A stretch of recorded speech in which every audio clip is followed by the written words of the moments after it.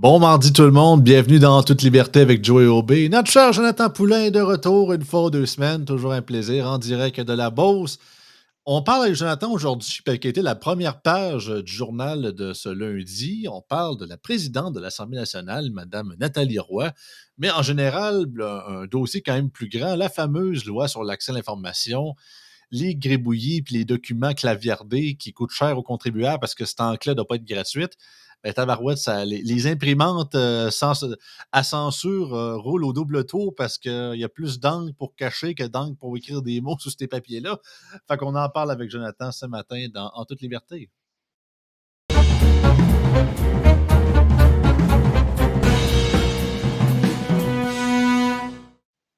Yes, Joe. Salut, salut! Ouais, fait que ben écoute, premièrement, ce dossier-là, c'est pas, entre guillemets, c'est pas nouveau dans le sens que j'ai Non. l'impression que c'est quasiment. Là, on a un nouvel exemple, mais on pourrait quasiment dire que c'est un fléau qui existe depuis quasiment des décennies, depuis que la fameuse loi sur l'accès à l'information a été adoptée il y a plusieurs années de ça. Donc, les gouvernements, ils se disent: Ah oui, vous avez accès, mais ce qu'on vous laisse voir. Donc, ça fait un peu soviétique comme technique, là. Non, c'est clair. Ça fait, on le dit, cette loi-là est désuète depuis plus de 20 ans, la loi d'accès à l'information au Québec. Puis tous les gouvernements qui se succèdent, hein, depuis 20 ans, on a eu des péquistes, on a eu des libéraux, là, on a des caquistes. Ils disent tous que ça serait intéressant de réformer cette loi-là, puis oui, on va la réformer. Mais on ne dépose jamais de pièces législatives qui va dans ce sens-là. C'est tellement vrai que des fois, les gouvernements, un peu hypocrites, vont déposer un projet de loi, ils vont le laisser mourir au feuilleton, mais ils disent oh, moi, on a déposé quelque chose. Là, on n'est même pas à cette étape-là. Il n'y a même pas de consultation ou de projet qui est déposé, alors que l'organisme au Québec qui chapeaute un peu tout ça, la Commission d'accès à l'information du Québec, le dit chaque année dans son rapport annuel que cette loi-là est complètement désuète. Normalement, je dirais, deux corps de loi, si on veut, en accès à l'information. Vous en avez un qui vise le secteur privé au Québec, donc vous pouvez faire des demandes lorsque ça vous concerne personnellement, une entreprise qui a des informations personnelles sur vous. Mais il y a aussi une loi qui vise tous les organismes publics. Et là, on n'est pas dans un... C'est pas obligé d'être des demandes qui vous visent. La loi sur le public, ça vise toute information qui est d'intérêt public. Donc, moindrement qu'il y a des deniers publics qui sont impactés, normalement, il devrait y avoir une certaine transparence à cet égard-là. Puis en plus, souvent, on pense que c'est une bébelle à journalistes. La loi sur l'accès à l'information, c'est sûr que c'est un outil intéressant pour eux, mais les demandes C'est comme les d'accès, débats, c'est comme, excuse-moi de te couper, mais c'est comme les débats à la SNAT, il y a juste les journalistes qui les écoutent puis qui s'en servent. Fait que cette mais loi-là, t'as non, bien raison, là. mais non, c'est l'inverse en fait. On pense que Ah c'est ouais? une bébelle à journalistes, mais il y a à peu près 2% des demandes d'accès à l'information qui sont formulées par des journalistes. OK, quand même. Le reste des autres demandes sont formulées par des fois des intérêts privés dans des litiges, des avocats, des groupes, de la recherche, un citoyen curieux. Mais les journalistes représentent à peu près 2% Hey, des demandes d'accès à l'information. Mais c'est clair que pour eux, c'est un outil qui, s'il fonctionnait correctement, est fondamental dans ben une oui. démocratie. Or, ce qu'on a vu évoluer au fil des ans, puis pourquoi on a besoin d'une réforme de la loi, c'est qu'au fil des années, le flou de la loi a fait en sorte qu'il y a une jurisprudence qui s'est développée, mais une jurisprudence qui a permis de plus en plus de caviardage sur des différents prétextes, des secrets commerciaux, des toutes sortes de choses. Or, pour moi, il y a comme une espèce de dichotomie. Là. Autant où, après la commission Charbonneau, on a serré la vis, par exemple, pour avoir de la transparence sur les appels d'offres, sur les contrats publics, autant qu'il se passe encore plein d'affaires derrière les portes closes. On nous donne des documents caviardés, puis c'est de l'information publique. Regardez, il y a quelques mois, euh, ils ont été peut-être rusés ou crasses, c'est selon, mais le ministère de l'Économie du Québec, au lieu de donner des subventions directement, qu'est-ce qu'ils ont fait? Ils ont donné des subventions à un fonds privé qui, lui, par la suite, a distribué des chèques. Or, le fonds privé Wow! n'était pas soumis à la loi d'accès à l'information comme l'aurait été le ministère de Hmm. l'Économie. Or, normalement, à mon avis, la loi devrait être modifiée pour faire en sorte que quand c'est véritablement l'argent public qui est impliqué, les espèces de subterfuges là, pour passer par un tiers, on ne devrait pas tenir compte de ça. Dès que c'est l'argent du public, des contribuables qui est impliqué, il devrait avoir un certain accès à l'information pour éviter qu'on se fasse faire des crosses comme ça, c'est plusieurs centaines de millions de dollars. Là. Donc, c'est extrêmement... c'est grave. On ne le sait pas si c'est grave parce qu'on n'a pas accès On le voit pas! à cette information-là. Et tu sais, ce gouvernement-là ne nous a pas habitués à trop se badrer avec les conflits d'intérêts. Alors, on peut se permettre de douter des fois est-ce qu'il y a du copinage? Est-ce que un chum, c'est un chum? Là, Ben ouais. Alors, c'est tout ça que ça sert, l'accès à l'information. Puis, tu sais, moi, je trouve que c'est une grande hypocrisie des politiciens. Puis, ce que ça fait là-dedans, c'est que ça encourage le cynisme. Puis, je vais même plus loin. Ça encourage les théories du complot. Eh oui. Parce que comment, tu sais, je veux dire, on a bien beau reprocher aux gens de se faire toutes sortes de théories sur les intentions gouvernementales. La meilleure façon de lutter contre ça, c'est la transparence, c'est de donner de l'information au public. Or là, c'est une tendance inverse qui se produit. Alors après ça, on va avoir les politiciens ou les médias qui vont se plaindre puis se moquer un peu des théories du complot alors que leur comportement les alimente carrément. Ah non, absolument, parce que justement, ça laisse le bénéfice du doute, mais à imaginer quasiment tout et n'importe quoi. Tu sais, on se dit, OK, là, c'est-tu juste une facture, justement, là, de trois jus d'orange en trop qu'il fallait pas qu'on le sache, ou c'est, je sais pas, un contrat sans appel d'offres, pas une histoire de copinage, on le sait pas. Tu sais, c'est quasiment la loterie des hypothèses. Fait que ça laisse un genre de doute qui est assez crasse d'un côté. Puis d'un autre bord, tu dis, à quoi ça sert d'avoir une loi qui est censé justement nous donner accès à l'information qui est publique, qui sont majoritairement des dépenses faites avec notre argent, Ben oui. que tout d'un coup, que, tu sais, on va dire comme la vieille excuse, là, autant que je sais qu'au Québec, c'est moins populaire, c'est plus aux États-Unis qu'on voit ça, tu sais, because of national security, là, à cause de la sécurité nationale, on peut Oui, pas oui, dire oui, ça, on peut oui. pas Ben, faire de quoi. au fédéral, C'est ça. c'est invoqué à tour de bras. Ben ouais. Au Québec, on a moins d'enjeux de Non, c'est sécurité ça. nationale, là, parce On qu'on se est dit encore une nation. province. C'est ça, on se dit une nation, mais même nous autres, on n'ose pas aller dans ce champ-là encore. On sait où on se garder. Puis, tu sais, Mais l'exemple de ce qu'on a vu aujourd'hui avec la présidente de l'Assemblée nationale, c'est sûr que si on compare les montants, c'est relatif, mais pour moi, c'est encore plus grave parce qu'on parle de l'Assemblée nationale, ce qui est bien appelé, je trouve, puis des fois, je trouve que ça fait cucu, là, comme expression, la maison du peuple. Moi, je trouve qu'ils ne se soucient ouais, pas toujours du peuple, là, ça avec fait les deux longtemps que mains. ça ne l'est plus, si tu veux mon avis. Hein. On a vécu assez de simulations parlementaires pour voir comment les vrais games se jouent, puis disons que le peuple, bien rarement, c'est rare qu'on le voit. Là. En tout cas, c'est mon Normalement, opinion personnelle. normalement, dans la maison du peuple, on devrait pouvoir s'exprimer. Nos représentants devraient pouvoir s'exprimer comme ils veulent. Là, c'est rendu qu'il y a un lexique de bébé lala qui peuvent C'est le, quasiment plus rien dire parce que c'est Jonathan, c'est le blessant. bicarium du peuple. C'est les plantes vertes.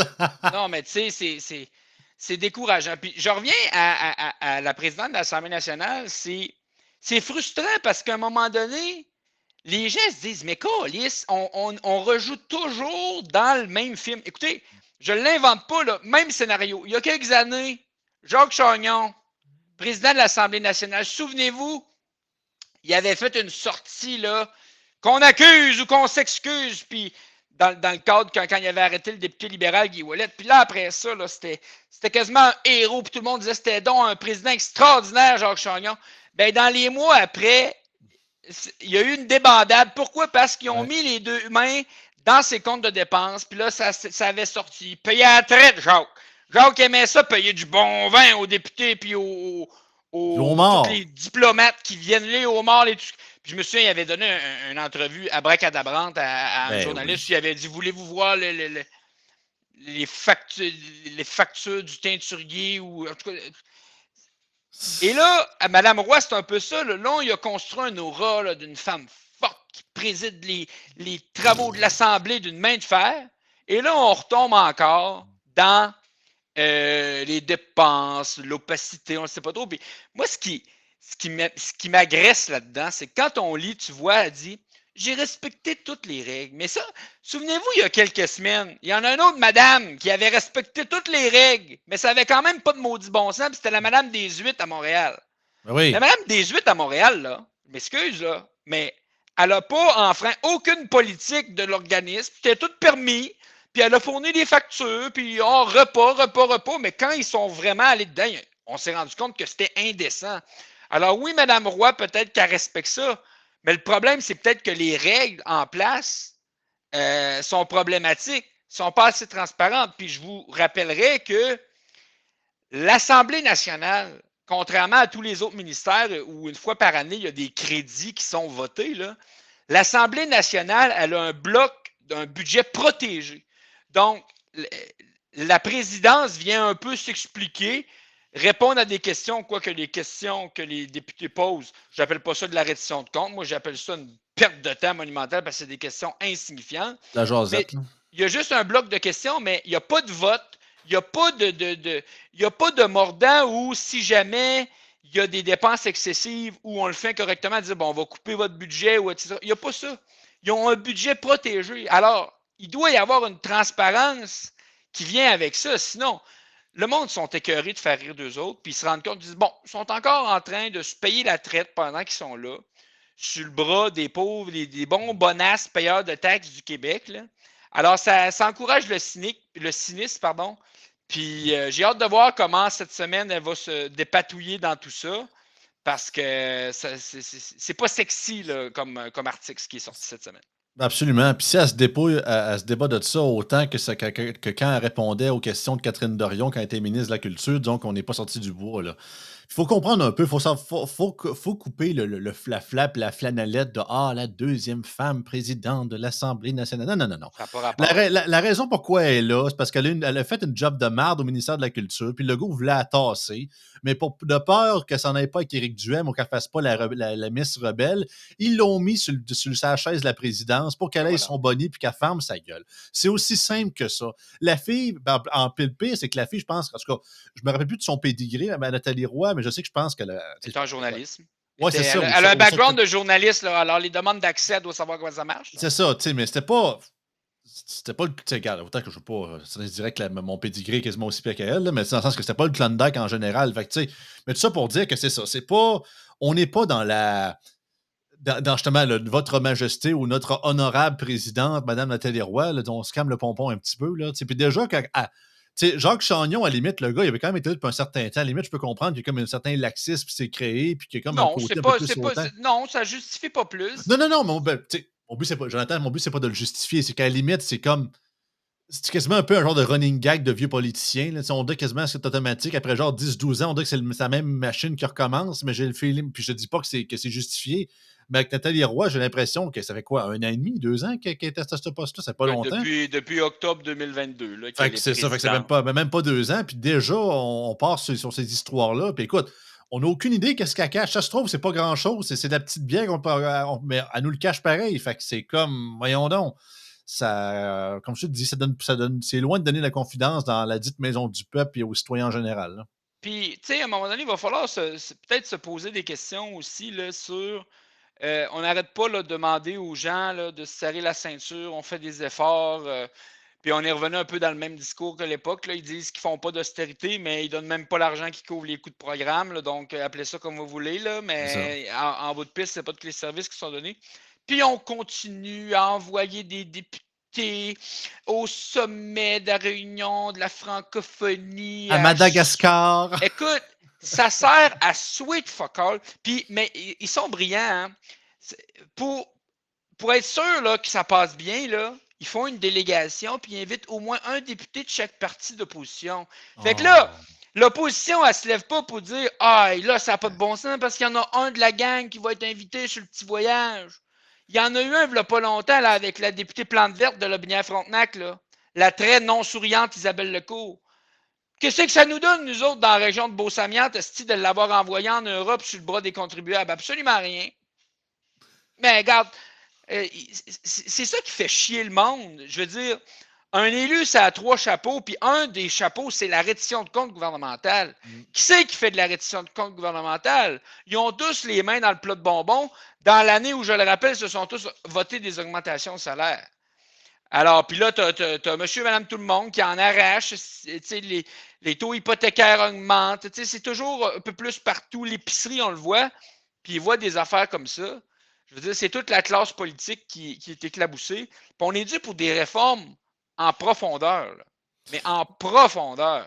Mais c'est un peu la mauvaise pièce de théâtre, puis un peu l'hypocrisie certains diraient la faute de notre système un peu parlementaire, c'est que Ben oui. jamais c'est ça qui est un peu plate parce que justement, notre système n'encourage pas une remise en question, une réforme profonde, parce qu'on parle d'un système basé sur un gouvernement majoritaire, donc qui est au pouvoir.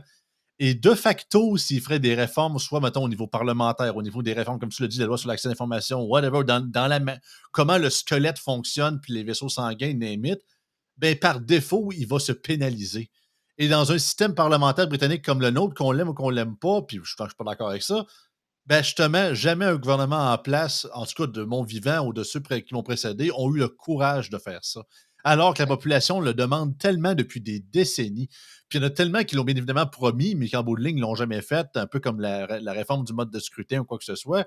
Mais c'est ça qui est un peu plate. Tu sais, je comprends que la réalité du pouvoir, je comprends que tu ne peux pas tout faire ce que tu promets, ou que justement, il y a une réalité quand, quand tu gères la place. Mais d'un autre côté, tu sais, justement, on est tellement c'est là que on est.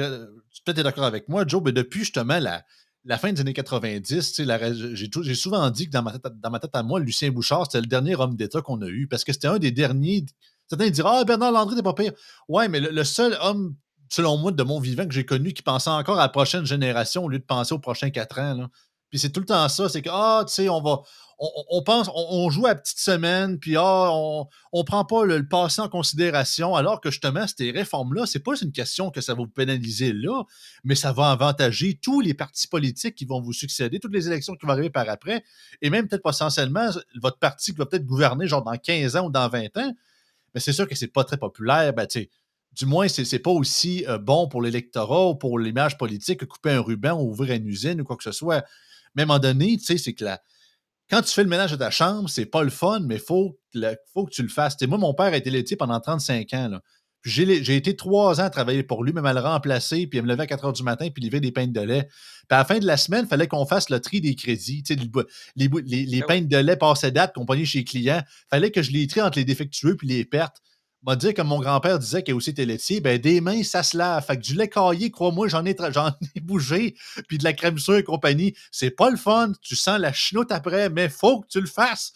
Mais j'ai l'impression que c'est ça qui manque en politique, c'est que notre système avantage pas cette saine révision-là une fois de temps en temps, puis cette bonne gestion-là de nos finances publiques, même de la gestion en général du gouvernement. Exact. Ben, premièrement, tu sais, Lucien Bouchard est probablement un des derniers qui a tenté réellement d'équilibrer le budget, là, c'est-à-dire de s'assurer Aussi. qu'il y ait un budget équilibré. Puis d'ailleurs, il en a payé un prix politique quand même assez important. Puis ce qui est dramatique là-dedans, c'est que plus on avance, moins on a je vais dire, de remparts démocratiques ou institutionnels pour éviter les dérives.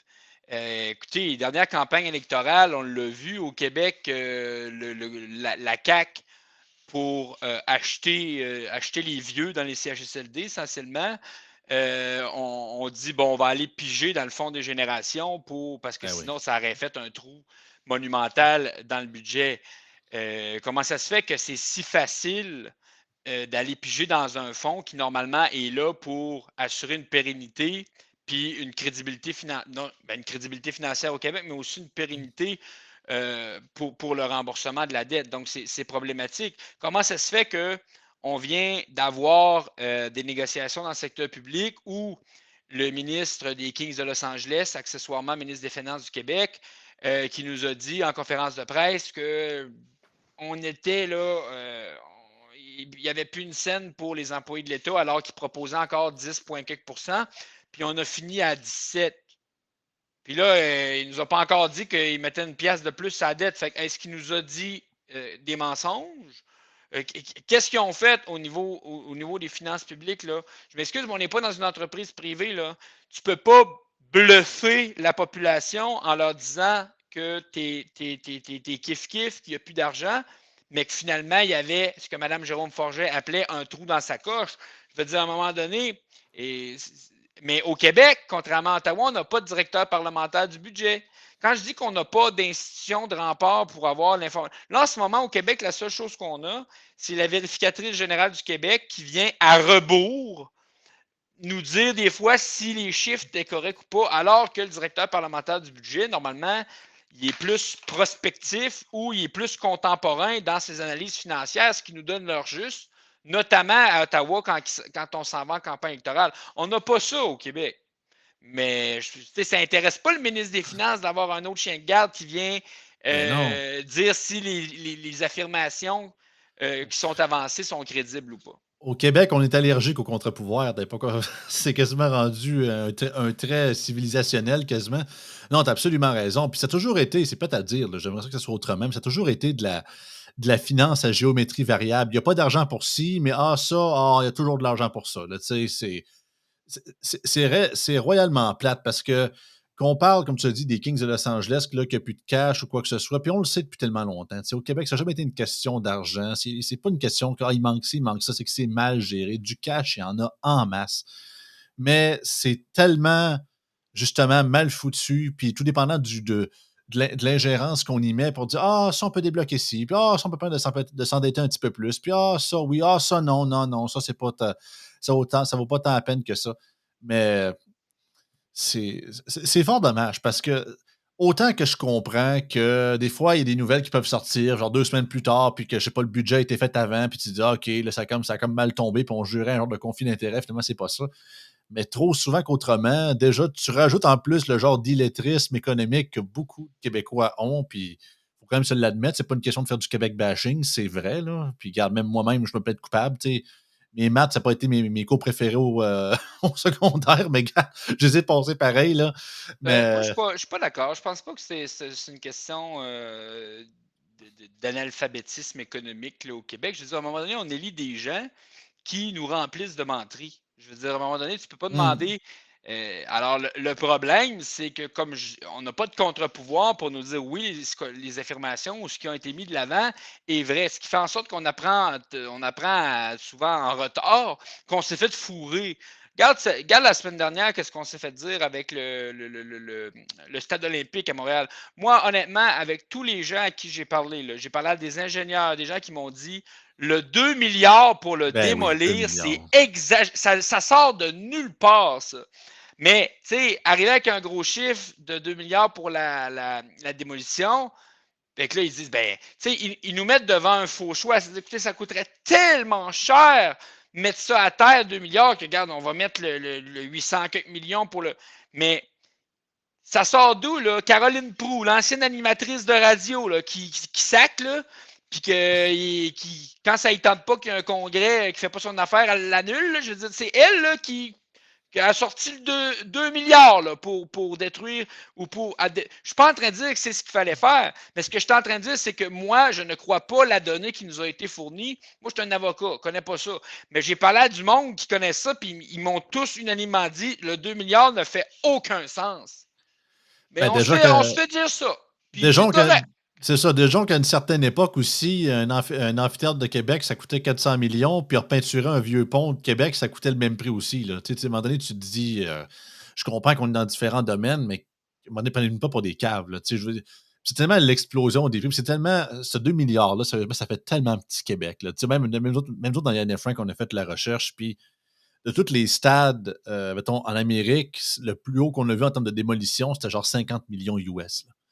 Mais That's non, it, là. mais C'est ça c'est fait c'est ça n'a aucun sens. Dire: «Ah, aucun sens. on peut pas le faire exploser». OK, fine, mais de ceux qu'on a checkés justement, comme le Shadow Dome à différents je pense à Détroit, au Silverdome, excusez, ils l'ont démonté. Même chose, l'ancien, Yankee Stadium aussi, ils l'ont démonté, ils l'ont pas fait sauter. Et crème, ça a pas coûté si cher que ça.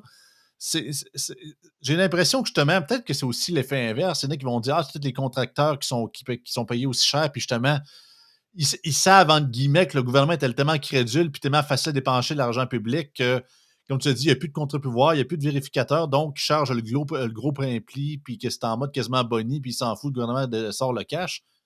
Je ne sais pas lequel est la faute à 100%, si c'était pas un mélange des deux. À un moment donné, il y a quelqu'un qui fait de quoi qui Mais n'est non, pas mais correct on d'un n'est bord pas ou de l'autre, capable. là. Dès que le gouvernement se met dans quelque chose, on n'est pas capable. Tu sais, puis là, c'est le gars de la Beauce qui va te dire ça, là, OK? Mm.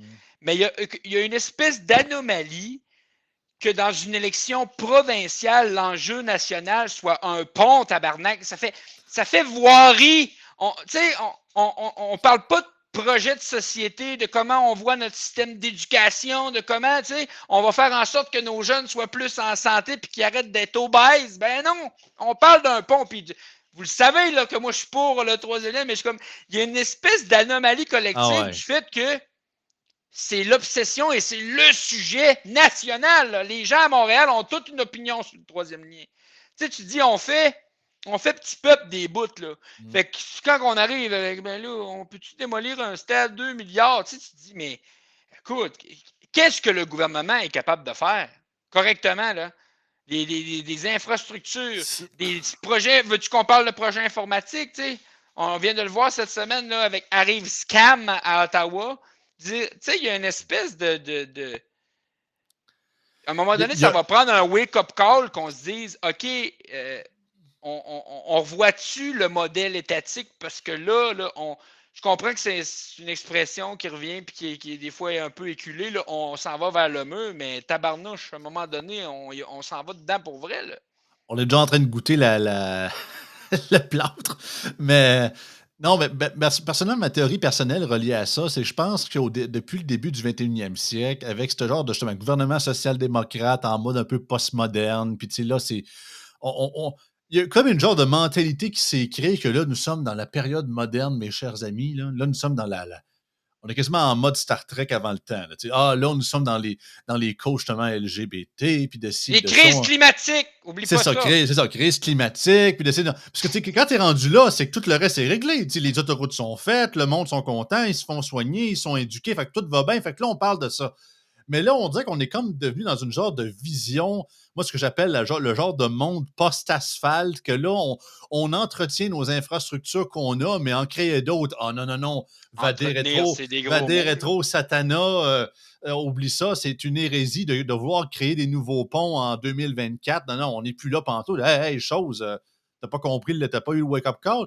Fait que, il y a comme ça, puis d'un côté, je pense que le citoyen moyen se rend compte que le système est tout croche, mais qu'ils reviennent quasiment à base qu'on est-tu capable de juste faire un projet de base qui se faisait normalement avant, mais là que c'est rendu qu'il faut se battre quasiment comme le diable dans l'eau bénite juste pour que ça se fasse.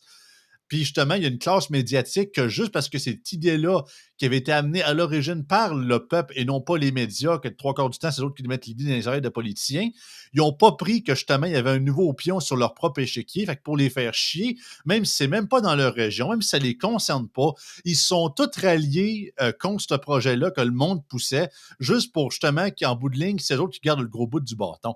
Fait que moi, je vois ça, puis je trouve ça désolant absolument. Puis c'est vrai que ça fait petite nation en calvaire qu'on passe quasiment une décennie à parler de ce Christy de projet-là. Autant que moi, tout, je suis d'accord, puis j'ai hâte qu'on le fasse. Si un jour on le fait, il y en a plusieurs qui pensent que c'est plus. On le verra jamais, puis de plus en plus, je commence à le croire, moi, tout. Mais calvaire, c'est. Quand il y en a qui disent que justement, Legault l'a dit récemment, pour d'autres raisons, dans un autre contexte, mais il disait justement que des projets comme la Baie James, aujourd'hui, on aurait quasiment pas la mentalité de faire ça. Greenpeace, puis quasiment Amnesty International sortirait, puis que si on ferait même pas le cinquième de ce que Robert Bourassa aurait fait, on serait chanceux. Là. Fait que c'est comme un peu de. Est-ce que. Mais là-dessus, je ne suis pas tout à fait en accord avec le premier ministre. Là. Je dois dire que là-dessus, je le rejoins quand même. Là. Oui, c'est vrai qu'au Québec, là. Ça bloque, là. Au Québec, on chie dans nos rivières, mais si on brasse notre café avec une nouille, on sauve la planète. C'est ça, là. Ah, ça mérite quasiment un short, ça. Ça c'est la citation. C'est la citation de la semaine. On chie dans nos rivières, on a des moutons en bois. Ah, c'est Tu brasses ton café avec un spaghetti. Ah! Là. Regarde. Ça n'a pas de bon sens. Tu viens de te sauver 2 jours d'éco-anxiété. Tu sais, c'est délirant. C'est délirant, je vous le dis, là, à un moment. Puis il y a un narratif, puis là-dessus, je blâme beaucoup les médias là-dessus. Il y a un narratif. Moi, là, je fais du terrain. Là. La semaine passée, là. T'es-tu senti gifler dans ton visage, Joey? T'es-tu senti gifler quand ils n'ont pas chanté l'hymne national en français au match des étoiles? Moi, il n'y a pas personne. Non, mais il n'y a pas personne qui me parle de ça, là, honnêtement. Taylor Swift a pris son Grammys, puis elle l'a pas remercié, puis elle n'a pas fait d'accolade à Céline. Hey, non, mais... traîtresse à la nation, qu'est-ce qui se passe? Tu sais, tu regardes, moi j'aime ça, tu sais, j'écoute là, toutes les, j'essaie de les suivre, tu sais, LCN, Radio-Canada, les émissions de l'affaire publique. Puis des fois, je regarde le line-up sur de sujets là, dans l'heure, puis je me dis, sérieux? Aller dans les arénas, aller dans des activités, parler au monde. Je dis, tabarnouche, demandez pas pourquoi les codes d'écoute sont baissés. Les gens, c'est pas de ça qui les préoccupe. Là. Déconnexion totale. Alors, Ça me rappelle un peu, te rappelles-tu de la fameuse pseudo-controverse avec Gad Saad, là, l'intellectuel, en fait, qui vient de Montréal, mais qui est anglophone, qui avait passé au podcast de Joe Rogan, qui avait dit en Joe, parce que le gars avait fait ça pour plein de sujets avant, qui disait que l'accent québécois, c'était la pire invention de l'univers. En tout cas, comme dit, je oui, ça me paraphrase dit ici. oui, je me souviens. T'sais, Oui. sauf que l'affaire, c'est que le gars, c'est un running gag de ce gars-là. Si vous le suivez sur les réseaux sociaux, il a déjà dit, par exemple, que je pense que c'était le country. Il avait dit, genre, c'est la pire musique de l'univers. C'est un genre de running theme qui sort tout le temps. Il avait dit ça pour l'accent québécois, alors que lui, c'est un gars, je pense, d'origine libanaise, mais qui habite à Montréal depuis plusieurs années. Hey, là. Déjà que les médias internationaux, les médias de Québécois, ou même les Cannes n'écoutent jamais Joe Rogan, sauf quand on parle de nous autres. Ah là, c'était la controverse. Comment au style, puis de ci, puis de ça. Puis à l'époque, j'avais dit, ben, vois-tu, un petit peuple ultra en mode victimite aigu, c'est ça que ça fait. Parce qu'un peuple qui est fier de sa nation, qui est fier de sa culture, qui est fier de ce qu'on fait, de ce qu'on est, que le monde, comme les Américains en exemple, je comprends que là, ils vivent des mauvaises passes, mais à une certaine époque, qu'un gars, un podcasteur du Turkménistan ou whatever, commence à dire que les Américains, c'est tous des tout croches, penses-tu que ça nous fait un pli sa poche en bon québécois? Ben non, on s'en sac parce qu'on est fiers de ce qu'on est, peu importe ce que tu nous dis, on est fait solide. Mais on a tellement la peau sensible, on est tellement né pour un petit pain que la moindre petite affaire dans un podcast comme à Joe Rogan, c'est Ah, pépé, il avait dit il a dit quoi de méchant, qu'est-ce qu'on va faire, qu'est-ce qu'on va faire? Ben, ça montre notre propre faiblesse. C'est de la Mais, projection inversée. Là. mais je suis d'accord à moitié dans le sens que je suis d'accord, mais dans une espèce de bulle. Moi, Mm. là, tu sais, l'espèce de bulle Le médiatique, puis que les dôme. politiciens embarquent là-dedans, le dôme, si vous voulez. C'est vrai là, que là-dedans, là, on se fâche, puis on se les victimes.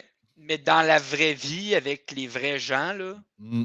les gens s'en sacent. Les gens s'en Absolument. sacent. Puis moi, en fin de semaine, j'ai été dans plein d'activités dans mon comté. Puis les gens, là, entre 30 et 40 ans, là, ce qu'ils m'ont parlé en fin de semaine, c'est l'accès à la propriété. Il n'y a pas un Christy qui m'a parlé de l'hymne national en français ou qui m'a parlé d'autres bébelles, là, comme de quoi que le président de je sais pas quoi, il a dit bonjour, hi. Là. Pas personne qui m'a parlé de ça. Non. Les gens m'ont parlé de leur préoccupation, de leur portefeuille. Fait voilà, voilà. On est bien servi hein, en termes de politique publique et de Couverture médias. médiatique. Exactement. Ah non, c'est ça. Ben, garde, la preuve, c'est on est dans une réforme qu'on voit devant nos yeux. On est vraiment dans un changement de paradigme, autant au niveau politique qu'au niveau médiatique. Comme Frank l'a dit dans le live que je viens de finir avec Sam Rasmussen puis Frank, le fait qu'un gars, semble-t-il, journaliste, commentateur politique, supposément déchu ou exilé de la classe médiatique, était Tucker Carlson, qui s'est fait mettre dehors par Fox News avec un coup dans le derrière parce que le gars, c'était quasiment la pire invention depuis le pain tranché. Le gars, tout seul, via une plateforme de réseaux sociaux, sans l'aide de personne, à part bien sûr le monde qui le suivait, puis tout, a réussi à avoir une entrevue avec quasiment un des leaders européens les plus puissants de la planète, qu'on l'aime ou qu'on l'aime pas. Tandis que toutes les autres de ces grandes organisations-là, toute la gang, c'est quasiment le monde inversé. Ils commentent tout ce qui est arrivé. Juste ça, peu importe ce que vous pensez de l'entrevue ou ce qui est arrivé, ça montre qu'il y a un réel changement qui se crée. Là. The world is changing. Là. Puis on le voit devant nos yeux. Puis moi, je suis content. Enfin, l'éternelle stagnation, c'est jamais bon. Puis le statu quo, encore moins. Mais c'est ça. C'est qu'au moins, c'est qu'il y a de quoi qui se crée. On voit qu'il y a quand même un changement qui se fait. Puis je pense pas que c'est les lois du fédéral, puis les contrats, puis les négociations avec Meta qui vont changer ça. C'est que l'univers a horreur du vide, puis quand les gens décident d'aller ailleurs, ils vont ailleurs, puis c'est ça, la vie étant ce qu'il fait, c'est comme l'éternel cycle de la vie, là, tu sais, il y a la Il faut être pousse, vigilant. Il faut être Mm. vigilant parce que, puis je terminerai peut-être là-dessus, Ouais, Tucker Carlson qui est venu, moi, au-delà, moi que les médias décident de faire du temps et sur les propos, ce qu'il a dit, etc., fine. fine. Mais de dire que le gars, il faudrait que tous les politiciens dénoncent sa visite, qu'il n'aurait pas le droit de venir exprimer ce qu'ils disent chez nous, moi, je trouve ça extrêmement préoccupant Mmh. parce qu'on est un pays où elle est mise à mal régulièrement, mais où on a une liberté d'expression et ça doit inclure tout type de discours, même celui qui ne fait pas notre affaire. Alors, qu'on attaque le fait qu'il ait le droit ou pas de venir ici dire ce qu'il a dit, moi, ça me préoccupe. Maintenant, qu'on débatte de ses propos, c'est sain. Mais cette tendance-là à vouloir faire taire ceux qui ne sont pas dans le narratif, c'est dangereux, puis il faut s'en méfier. Absolument. Écoute, Joe, ça a passé vite. C'était vraiment le fun cette semaine. On est en mode un peu plus en mode rant, mais c'est le fun une fois de temps en temps. Écoute, on retire l'excédent de pression comme une bonne petite théière. Ben, c'était le fun. C'était vraiment apprécié. Fait qu'on se revoit dans 2 semaines, mon chum. C'est good! Salut, C'est bonne ça. semaine! Bonne journée tout le monde.